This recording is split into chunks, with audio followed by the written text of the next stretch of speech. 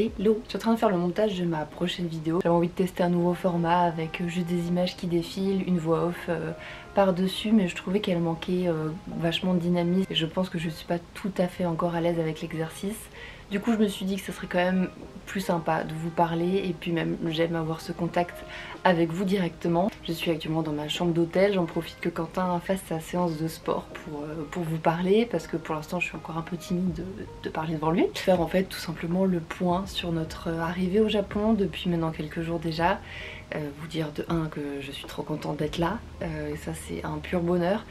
Et aussi vous parler un petit peu de comment on gère avec le travail, les difficultés, les plus et les contre, etc., etc. Pour reprendre un petit peu le fil du temps, on a passé un mois à Bangkok pendant le mois de février.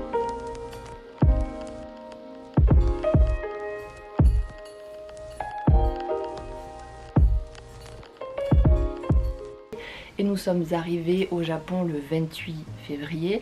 Là ça va faire déjà quelques jours que nous sommes là. Les sakuras ne sont pas encore arrivés, on les attend. Et du coup la première chose qu'on a dû un petit peu dealer avec, c'est la time zone. On est plutôt des leftos, ce qui fait que ça a été un petit peu compliqué pour nous de l'accepter entre guillemets, de devoir se lever un peu plus tard ou de faire 1, 2, 3 faire des siestes en après-midi, mais en fait on n'a pas le choix parce que on est debout jusqu'à peu près 2 h du matin. Donc c'est comme ça qu'on a décidé de fonctionner, on se lève un peu plus tard, généralement on aime se lever vers 7 h, là ça va plus être du 8 h, 9 h. On travaille un petit peu, mais vu qu'en France vous dormez, on en profite à ce moment-là pour faire les activités extérieures, pour visiter le Japon.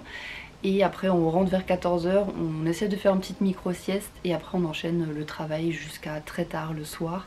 Et en fait on arrive maintenant à trouver un équilibre comme ça. C'était le seul point négatif, entre gros guillemets, que j'avais à énoncer depuis qu'on arrive au Japon, sinon tout est absolument incroyable. Ok, j'ai assez parlé de travail, je suis en train de me rendre compte que les minutes défilent déjà beaucoup.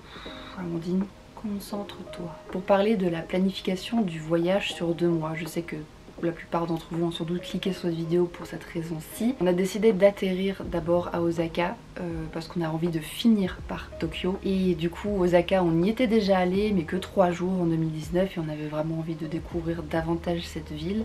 Et on ne regrette pas du tout parce qu'Osaka vraiment pour moi c'est une ville absolument géniale. Tout se fait très facilement à pied. C'est pas une ville non plus, enfin c'est une très grande ville mais les points culminants disons se font très facilement à pied. Et l'hébergement qu'on a trouvé en fait est hyper bien placé entre 2 quartiers de prédilection entre guillemets. Je vous mettrai l'adresse de toute façon en barre d'infos. Et ce qui fait que c'est génial, que ce soit le matin ou le soir pour sortir, on a accès à tout à pied. Et l'ambiance à Osaka, je sais pas, elle est vraiment très particulière. Il y a ce côté un peu vintage avec les néons, c'est très rétro, enfin on adore vraiment Osaka, j'aime beaucoup beaucoup. Et la cuisine aussi à Osaka est très très bonne. Pour la suite ça va être Kyoto. Idem, 2 semaines, énormément pour le coup à Kyoto, de choses à faire. C'est presque un truc qui m'inquiète parce que j'ai peur d'être frustrée parce qu'il faut que je jongle avec le travail et l'envie de visiter le pays. Donc bon, on va essayer de faire un maximum. Il faut pas que je me mette trop la pression non plus. Ensuite, une fois qu'on aura fini ces 2 semaines à Kyoto, on sera déjà le 24 mars. Après ça on passe 4 jours à Nagoya. Nagoya j'y étais jamais et justement j'ai envie de découvrir des villes dont on ne parle pas beaucoup. Mais voilà, je suis curieuse et j'ai envie de découvrir de nouveaux endroits. Et vu que Nagoya était sur notre chemin, je me suis dit bah tu sais quoi, on va s'arrêter à Nagoya pardon. Du coup ça sera pour 4 nuits. Et on ira en Shinkansen. Après Nagoya, ça va être mon anniversaire, mes 30 ans.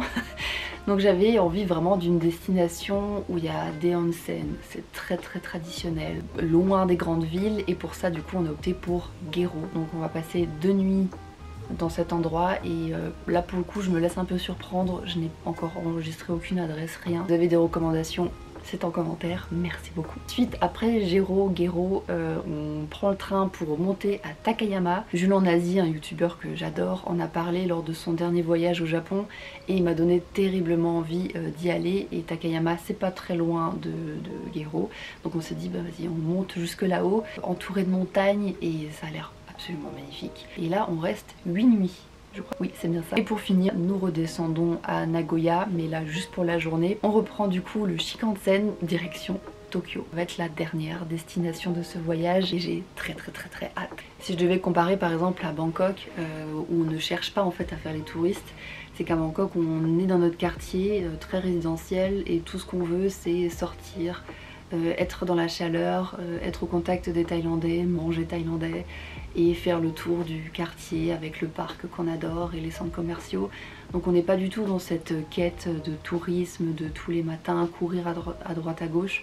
Donc là, voyager dans d'autres pays qu'on connaît moins et où on n'est pas dans le but de juste s'implanter, mais quand même de visiter, c'est beaucoup plus challengeant parce que ça nous demande d'être très bien organisé déjà de 1 et de dealer avec le temps et de bien faire notre travail. Donc au démarrage ça peut amener à des frustrations parce que vous vous dites ah bah là je suis dans ma chambre d'hôtel et je dois travailler alors que j'aimerais faire ce musée ou ce temple que j'aurais peut-être pas l'opportunité de faire d'ici peu. Mais tout ça, ça se déconstruit et il faut prendre du recul et dire qu'on a déjà énormément de chance d'être là et de vivre cette vie finalement. Donc c'est comme ça qu'on arrive à s'apaiser, se dire que ok, c'est pas très grave si ce temple on l'aura pas fait. Tous les jours quand on sort on voit énormément de choses et ne serait-ce que se balader dans les rues du Japon rempli de bonheur, donc c'est comme ça un petit peu qu'on le voit. Donc, si vous avez des questions, ça se passe en commentaire, je me ferai un plaisir d'y répondre. Merci d'avoir regardé cette vidéo en entier. Ciao!